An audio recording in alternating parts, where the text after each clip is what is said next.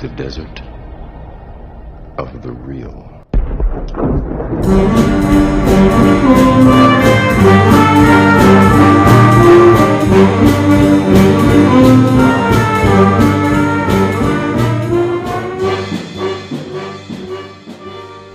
Welcome to the Desert of the Real.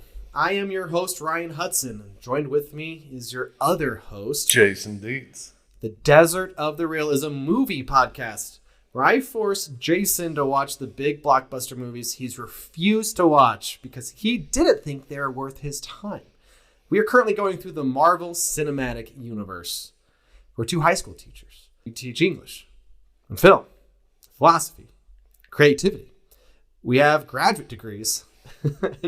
And we use our academic training to dig deeply into movies. We explore the creativity, philosophy, film studies, and ethics in our films and push our listeners, that's you, to think critically about your entertainment. You're listening to this podcast, you are a critical thinker. True. All right, so today... Or at least in training, like me. At least in training? Yeah. I've already passed critical thinking. I've done enough. I think there's no end. You just keep getting better at it. Yeah. Keep training. It's actually, this episode's going to require a lot of critical thinking. On your part. On your part. No, I already... I'm addressing the listener. Oh, okay.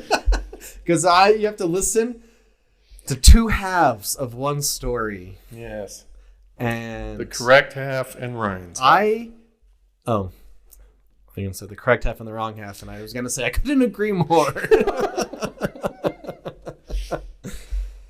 This week, we watched 2018's Infinity War.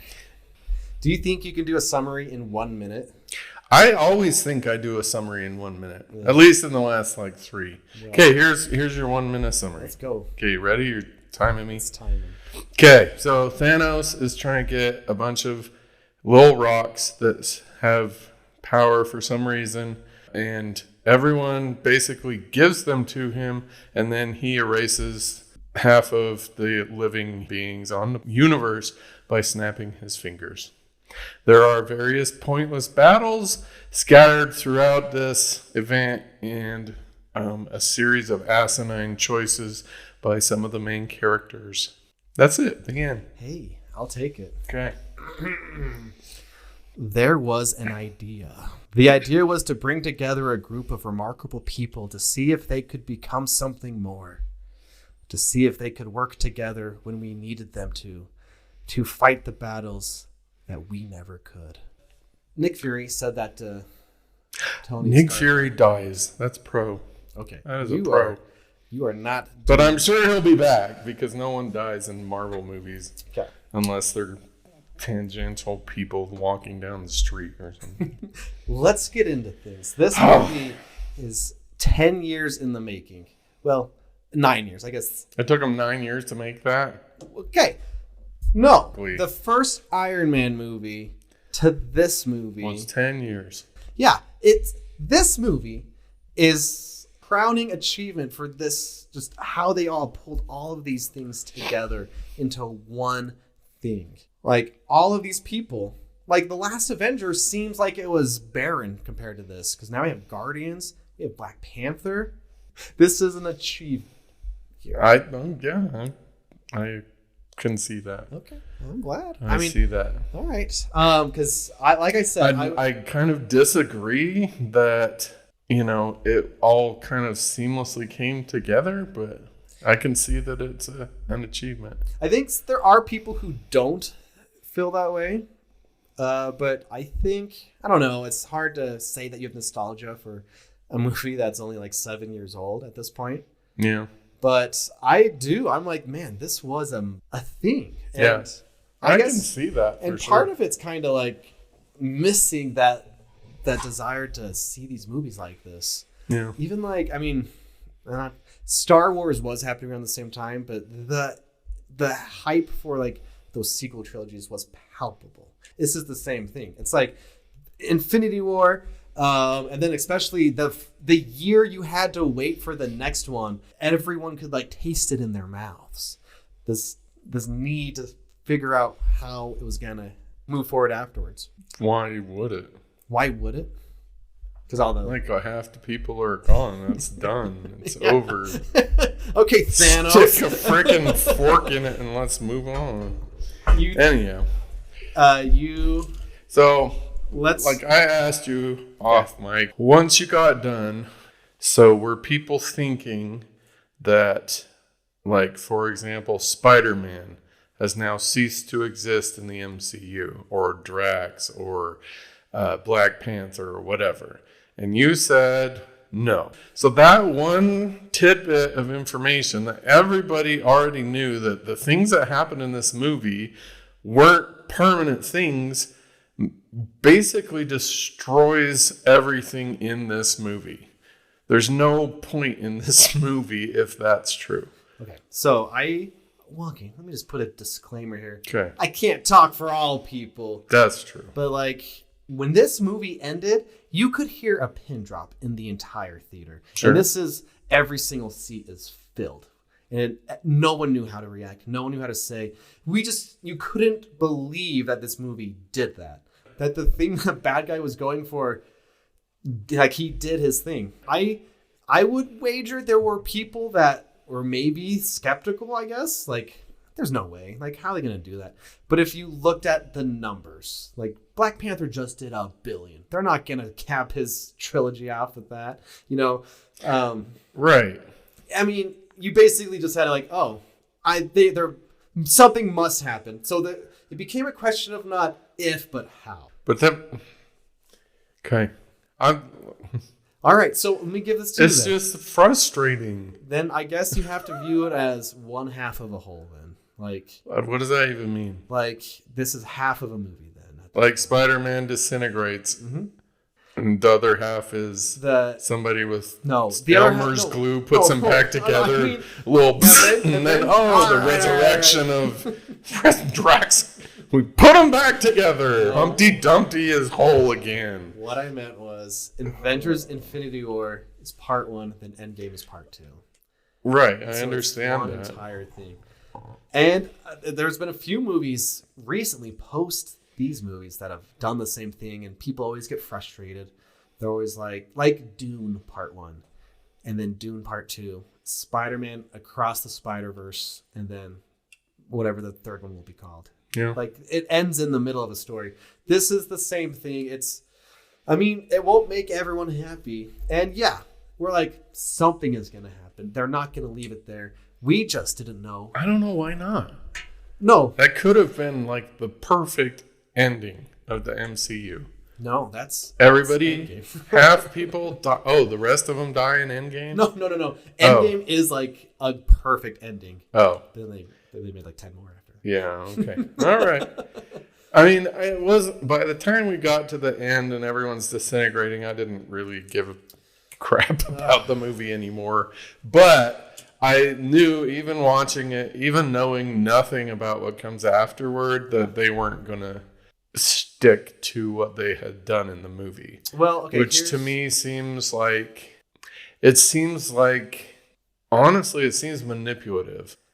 This movie is the epitome of a pathos, emotion-driven movie for all MCU fans. I totally get that. The things that happen in this movie are intended to create very strong emotions in the viewers. I get that. If you're going to do that, I feel like you have the obligation to your viewers to do it and leave it there.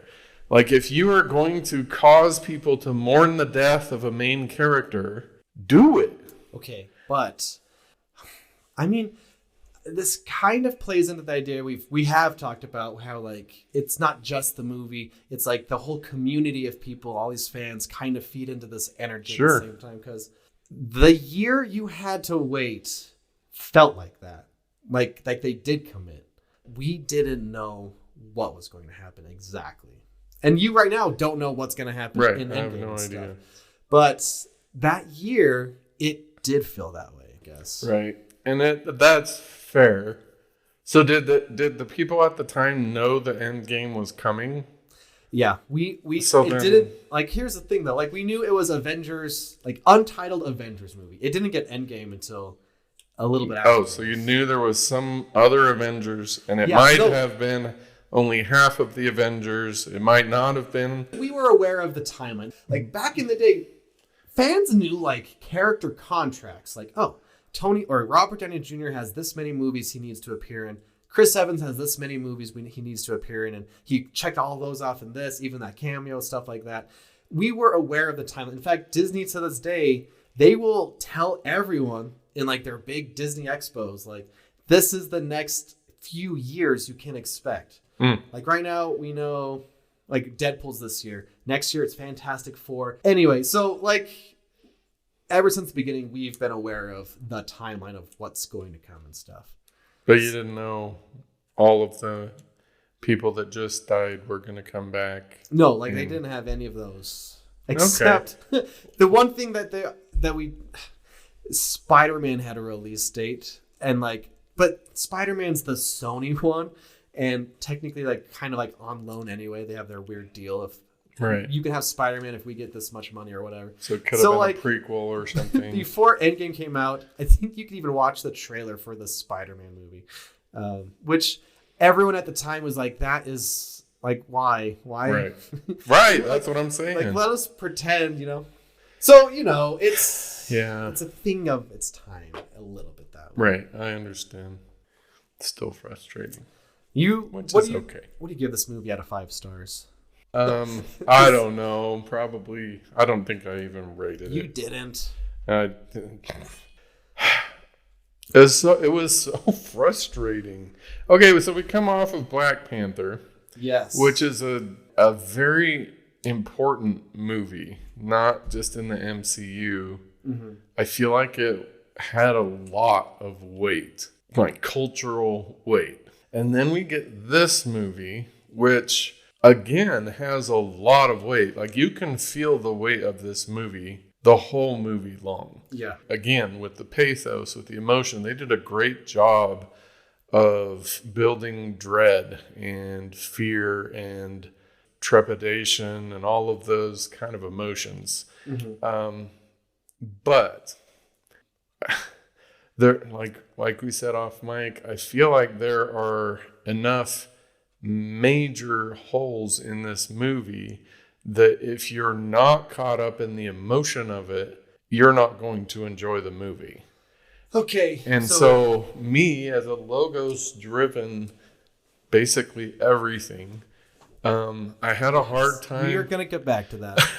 I had a hard time dealing with the fact that they were, to me, seemed like pretty clearly trying to manipulate my emotions to feel things for these characters when they were doing things that any thinking individual in that situation would never, ever do. So there you go. Hold on. I want to hear your plot holes, and we will. The listener, I used air quotes. But I'm going to ask you some questions, Dr. Dietz. Okay. This comes from The Art of Watching Films by Dennis Petrie. Do you have any strong prejudices against a particular type of film, or this particular type of film? If so, how do these prejudices affect your response to this film? Do I have prejudices against Marvel movies? Or action movies? Let's broaden it. This is not. Going in. Yes. You have okay? Yes, right, I so do. You're willing to admit. I don't think anyone could have listened to any of our episodes and not be aware that I think most action movies are stupid. This is their first episode. Okay. Yes, I admit I have prejudice against action movies. Does this film have any special qualities that set it apart from other films of the same type? Yes. What were your expectations before seeing this film? I expected it to be awesome. Okay. I really did. I went in knowing that this was a capstone movie. Yeah. So I expected it to be amazing. How did these expectations influence your reaction to the film? I kept, until about halfway through, I kept wanting it to be amazing. Until then you gave up halfway. Well, right. After like the second person basically handed the Infinity Stone to Thanos. Oh, I'm like, that you can't. No, Okay, we're asking getting in. keep We only have a few asking more your questions. questions. Hey, what was your mood, mental attitude, or physical condition while seeing the movie? Was it less than ideal? No. If so, what was your reaction to the No, movie? it was ideal. Nice. The other questions are about your physical environment, what you watched it on, and if you read like reviews beforehand and stuff. But sometimes personal biases can get in the way of how we react to a movie. In fact, I agree. Never mind, I won't get into that. It's true. Are there any other movies that were so hyped then you watched it? You're like, oh, Yes. besides this one. All the time. Yes. Lots of them. Okay. All right. Those are all my questions for now. The prosecution rests. Let's do your pros first because I have to find some. Okay, my pros. I really liked the Maw as a character. Yeah. He's a great bad guy. I feel like how he died was dumb. Yeah. I mean, it was smart. Like, it was an intelligent thing that they did. But I feel like for a character that powerful to die like that, I felt was a little bit dumb. But that's okay. I'd actually stretch it out. I think all of his henchmen are somehow super, like, captivating. Yeah. Like, even the guy that doesn't even speak English, he's like, he just says alien things, but somehow he stands out more than other bad guy goon. I don't know what it is, but they do have a Well, they presence. just have more. They're not just goons. Like, Right. they're intelligent. They're making choices. They're directing, cavalry or whatever. Yeah. Like those little rat things or whatever. Yeah. So Even how he just talks, like, you must be popular with the local children. yeah. And then, like, you can't take it off your body. Then I'll rip it off your corpse. Yeah. Yeah, somehow it just... Yeah. I really liked the Maw. Did you see the Justice League movie? No. That's fine, because it's pretty bad. Okay. And it's funny to compare that movie to this movie, because they came out around the same time. That one didn't make any money, but the bad guy is Steppenwolf. His whole thing is like, I need 3 cubes to do the thing. And it's just, the Maw has way more Yeah, he's awesome. gumption, chutzpah than than Steppenwolf ever had.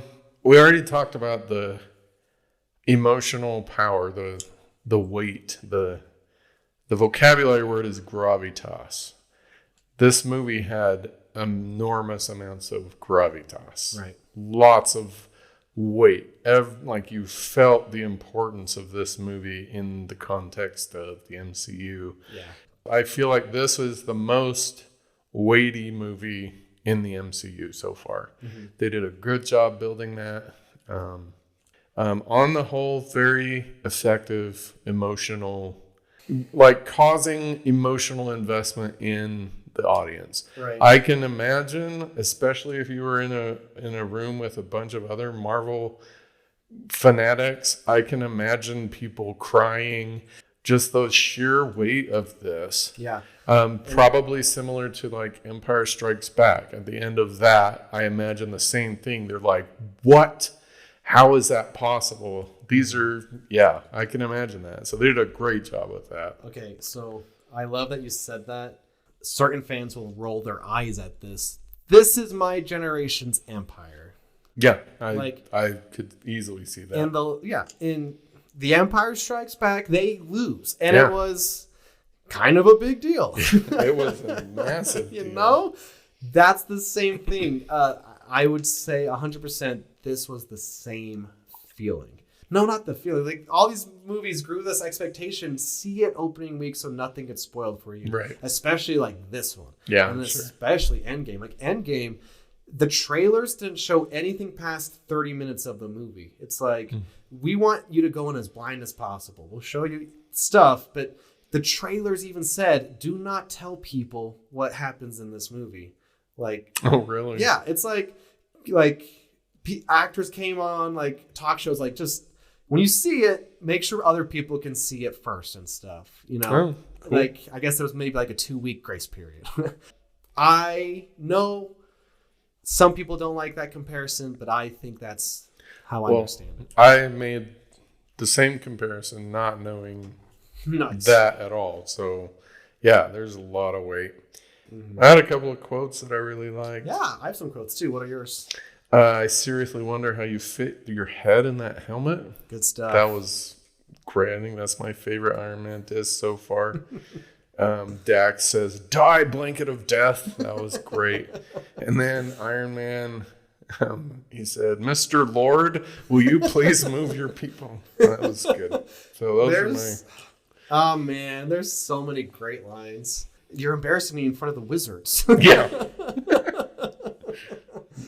Watching this movie, and you know what? We can dig into it, I feel like. Again, I was like, I don't understand how you don't like Tony Stark. Because seeing him interact with Doctor Strange, like a new dynamic, shaking things up, having to deal with Spider-Man, and then having to deal with the Guardians, it's just so much fun watching him work with these guys.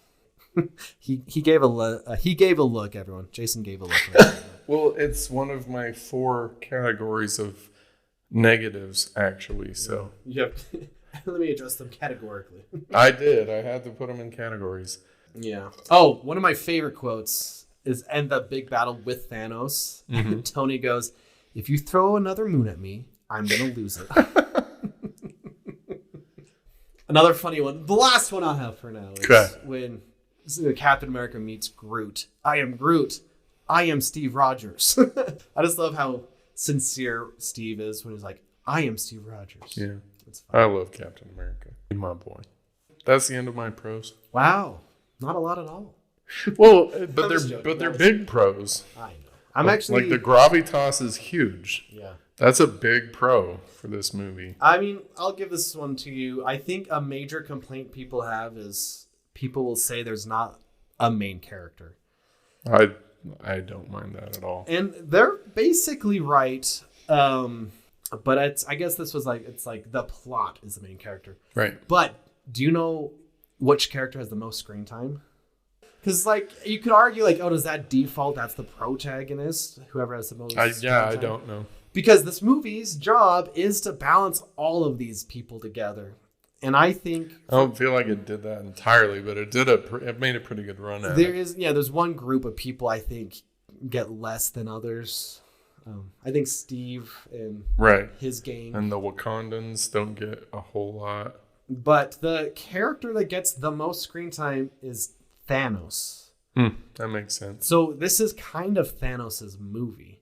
And in fact, at the end credits, after the post-credits screen, usually they say so-and-so will return. This movie says Thanos will return. Yeah. Which is just a nice little touch. But yeah, number 1, Thanos. Number 2 is Gamora. Yeah, that makes sense. Then it's Iron Man, and then Thor and Doctor Strange. Anyway, but I always love that fact because I love viewing this whole thing as his film because it kind of is. He has a goal, and so that's actually really interesting. Yeah, because if it is his film, then all of these other people are just like detractors and little ants to be squished rather than oh. That's interesting. I'll have to think about that. Yeah. That's a really good insight. So I have a couple of fun facts for you before I get to my positives. Is that okay? Hit me. So right off the bat, you hear a guy saying, "Is there anyone out there? Our ship's been attacked." Right. That is the voice of Kenneth Branagh.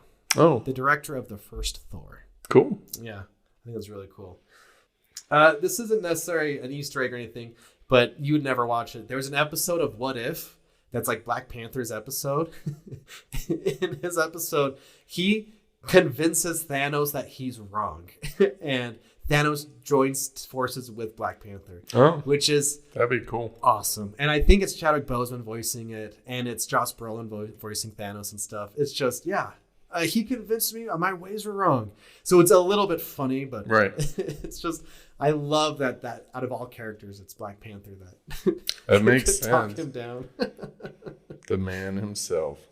This is my last Easter egg, at least for now. The Easter egg of the reel. It's not an Easter egg, just a fun fact of the reel. Okay, fun fact of the reel. There is a very, very small niche group of people that listen for a specific sound effect and will get annoyed when they hear it because usually it's associated with something.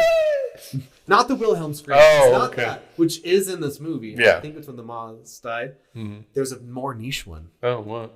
The sound of a loon. The bird.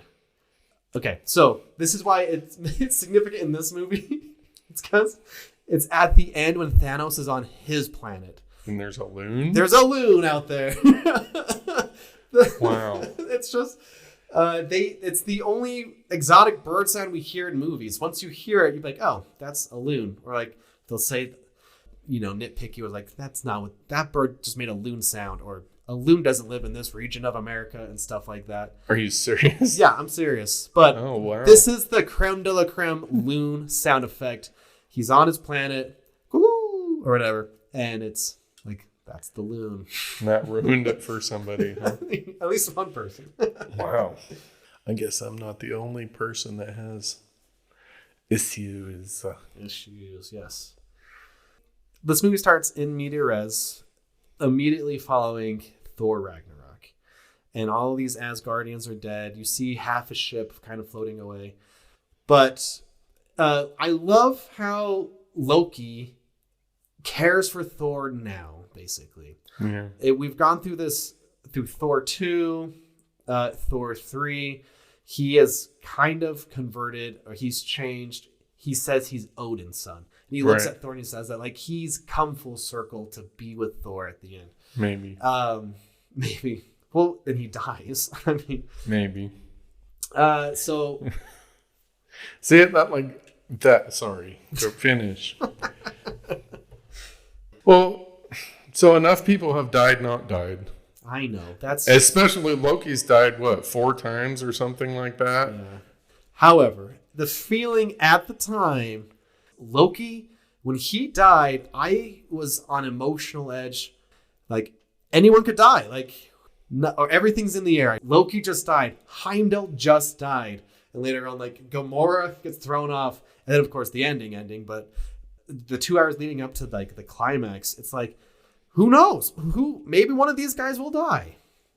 Okay.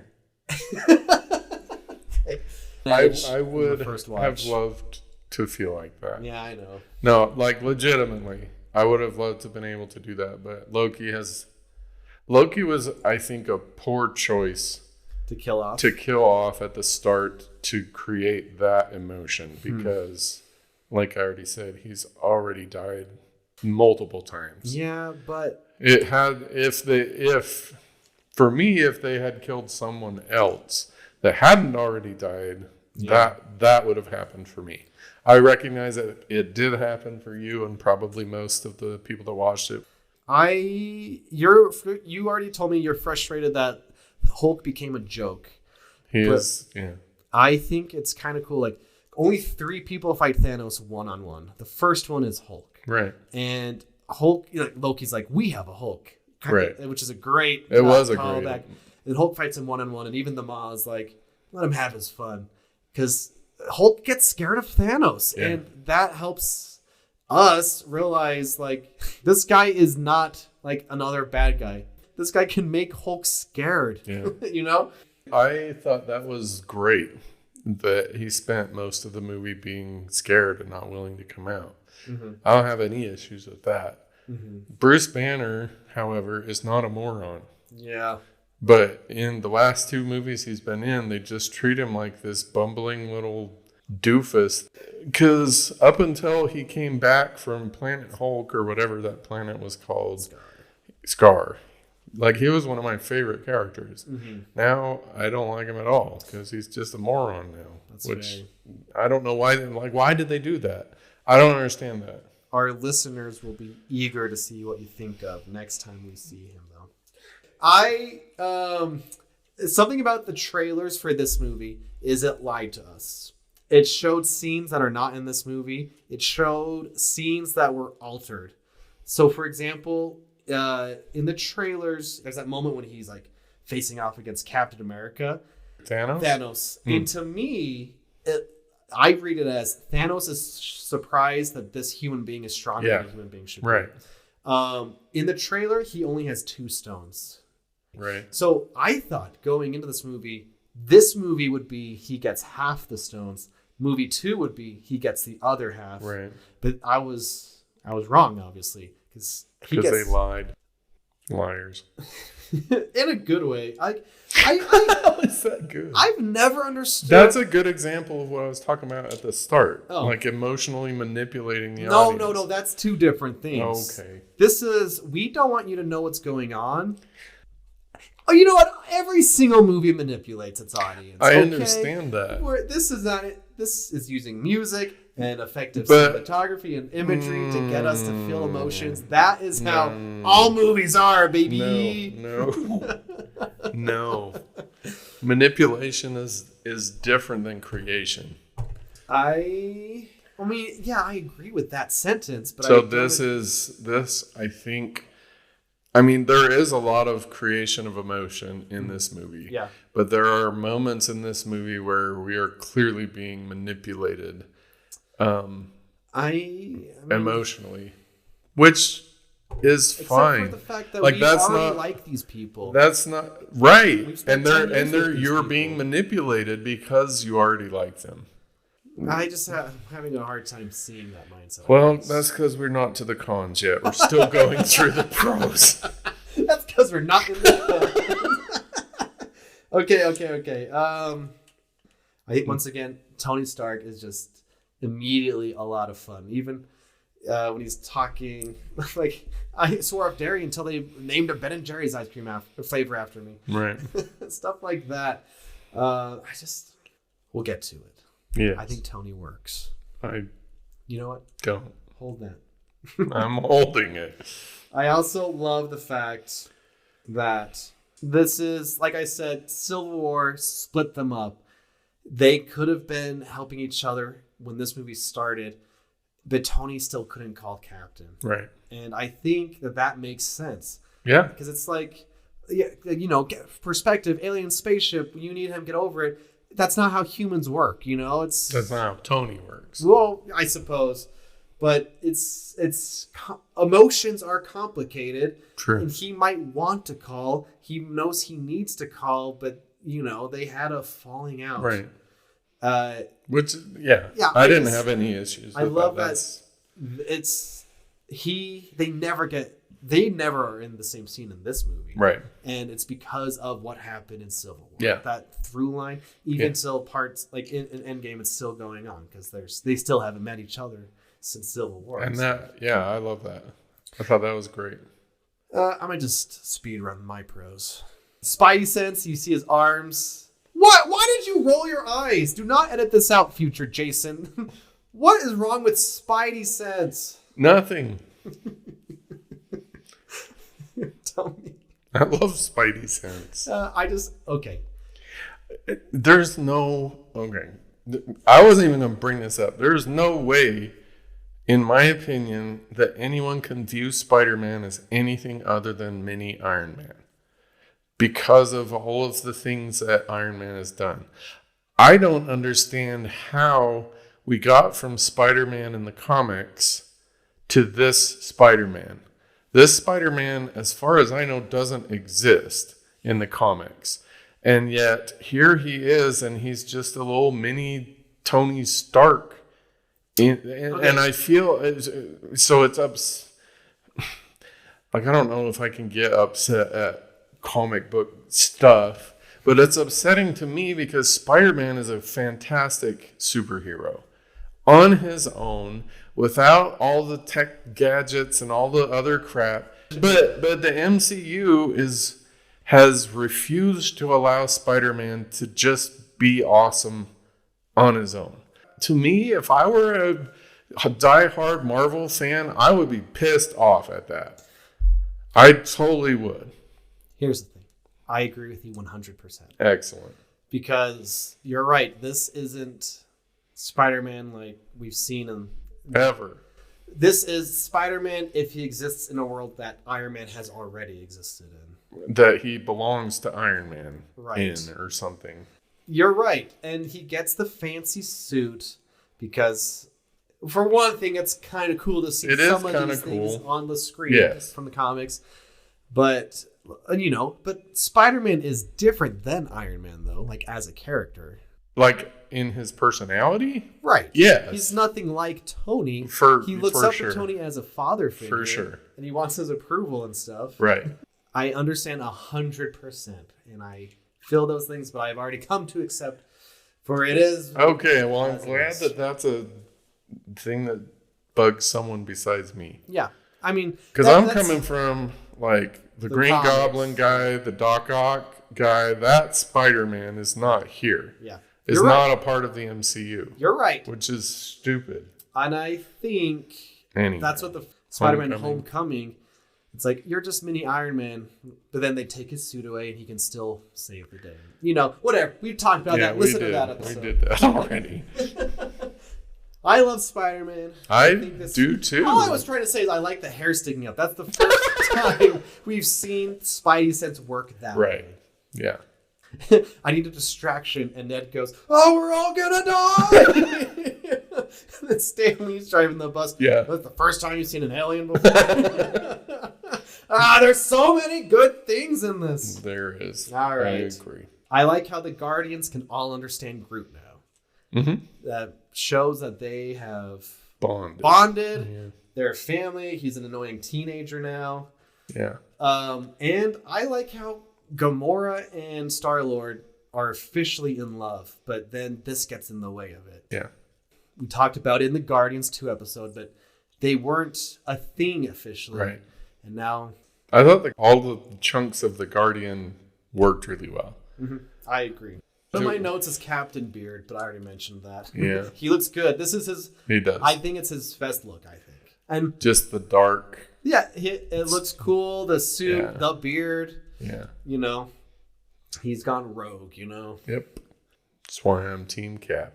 Oh, something my wife said, because Thanos talks about his whole philosophy of finite resources, too many people. Which is bull crap. Okay, we will talk to that, I know, but my wife said, I don't think Thanos would be happy that we're having another baby. Right. Which one would you pick? Which was very funny. She said that. Yeah. Stanley was talking about this with the Thor Ragnarok episode. Thor is finally allowed to grieve. And that's what he was frustrated that all these horrible things keep happening, but it's all funny and silly and goofy. And you said no because how fast it is. Right. It makes sense. Here he's like, my dad died. I killed my sister. My mom died. My brother died. Then like Rocket's like, well, what if you lose? If I'm wrong, then what more could I lose? Yeah. So that's a good example of creation of emotion. Okay. That fits. That is not artificial.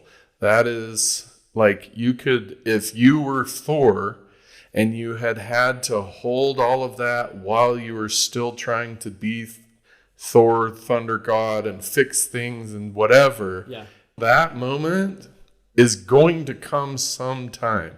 Everyone knows that moment is coming, and when it comes, it was very satisfying. Mm-hmm. Especially when he tries to fight against it and be like the happy smiley. That was an incredibly powerful, well done, effective moment of this film. Yeah. I agree. I'm behind that. It's really good.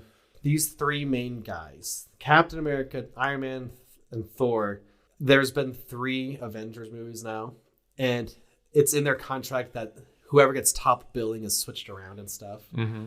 It's something to kind of pay attention to because I think billing order is interesting. Mm-hmm. And these movies have 30 people to list in their billing order before they get to secondary characters now. Right. So I don't know if this one is, but this would be the accurate one to put Thor as the top build.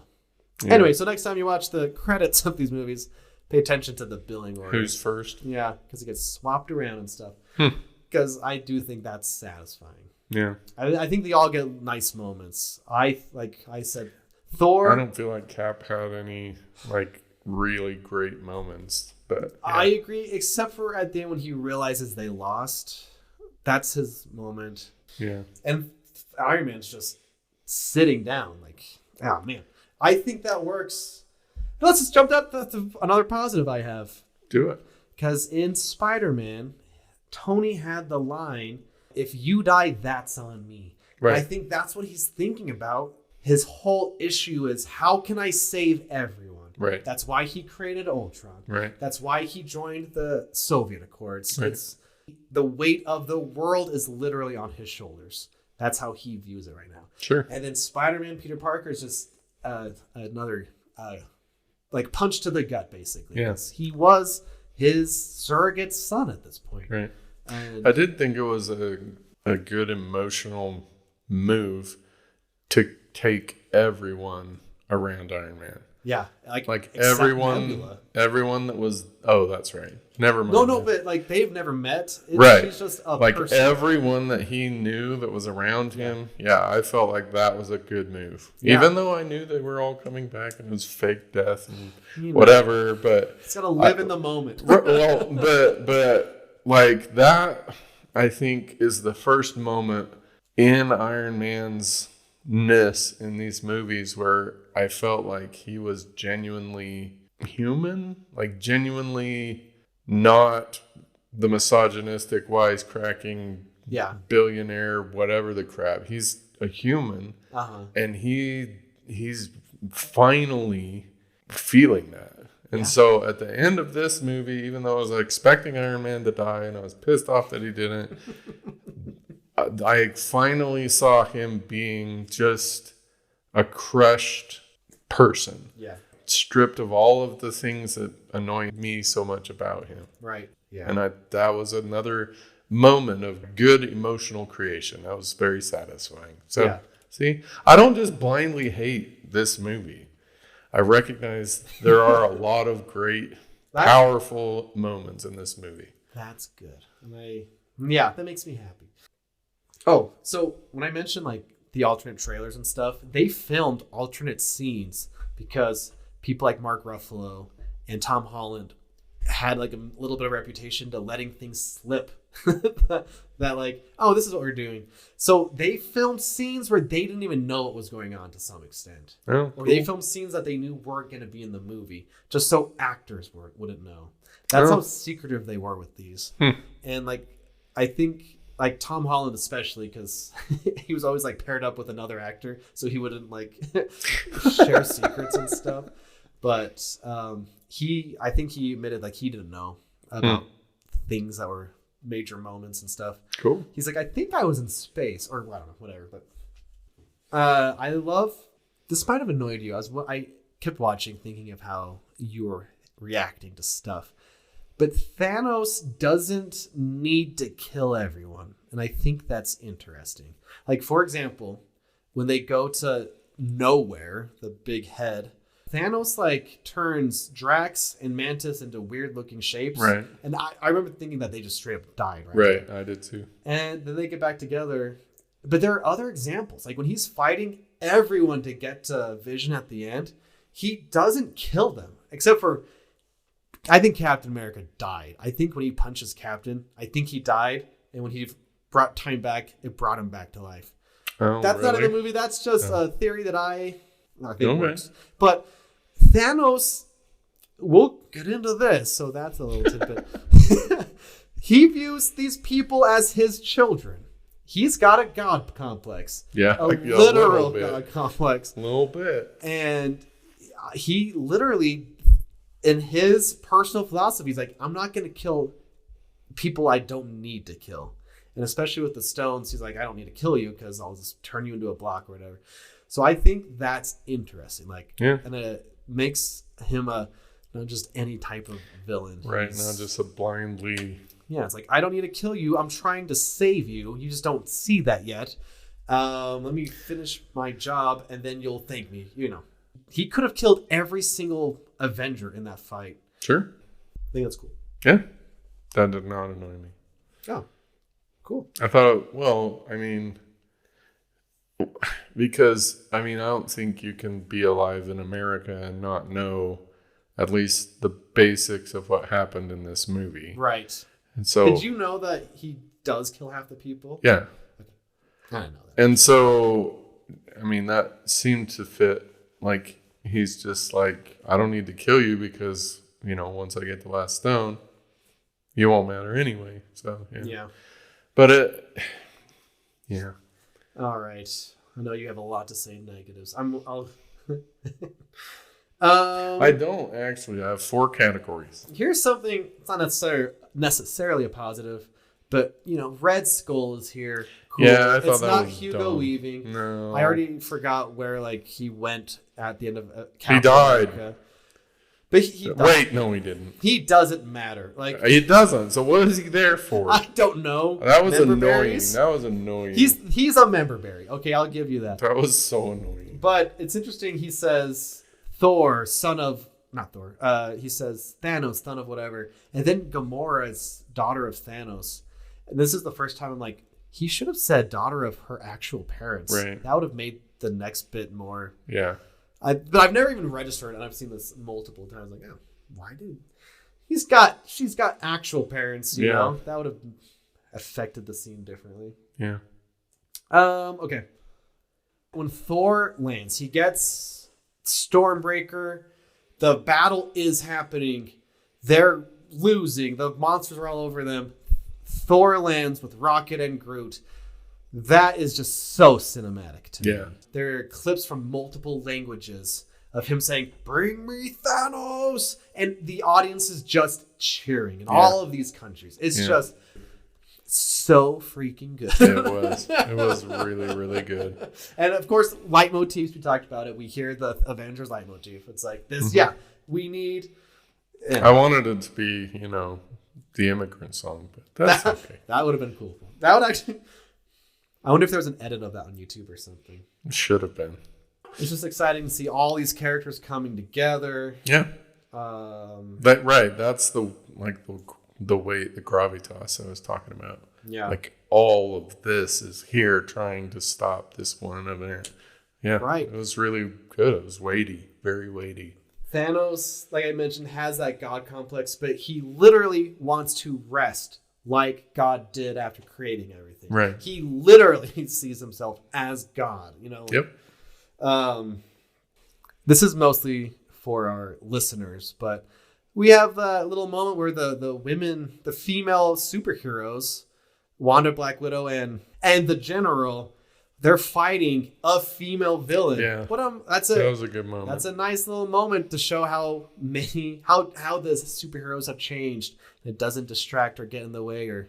There are a lot of great moments. 3 people face him one-on-one. Like you can argue in the battle they all kind of do, but no. Like Doctor Strange has a proper battle against Thanos, right, and loses. That's this big moment. In fact, you see him get hit at one point, and his soul gets hit out of his body, and people are like, "No, he died. His just soul is catching up to his body to bring him back." And then, of course, it's Iron Man. It's just a full battle. No one else but Iron Man and Thanos. Like like there's like the part before with like Spider-Man jump portals and stuff.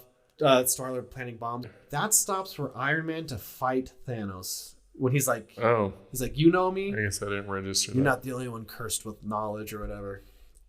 I love how Iron Man now has a nanobot suit. He's losing nanobots as the fight goes on. So they come from his feet to come up to his hands. And by the end, when he gets stabbed and stuff, his suit can't be complete because he's lost nanobots in that one fight. Yeah. And once again, Thanos just doesn't kill him. He's like, Doctor Strange bars for his life. The listener Jason rolled his eyes once again. What are we at for the eye roll counter? We need an eye roll counter. It's like 3 or 4 or 5 or 10. When they cut sound out for that ending sequence. Yeah. Like people weren't even breathing in the theater. Like, are we really seeing this? Did we just see Black Panther get dusted? Right. Did we see Bucky? Like then you kept going. Like, how many people? Yeah. Ah, man. I remember when this movie came out, there's this big thing. You can click a there's a website that said, "Did you survive?" and it'll give you a 50 chance and stuff. Uh-huh. There's all these things like that. Oh man. Now the internet just seems like a barren wasteland, even more so.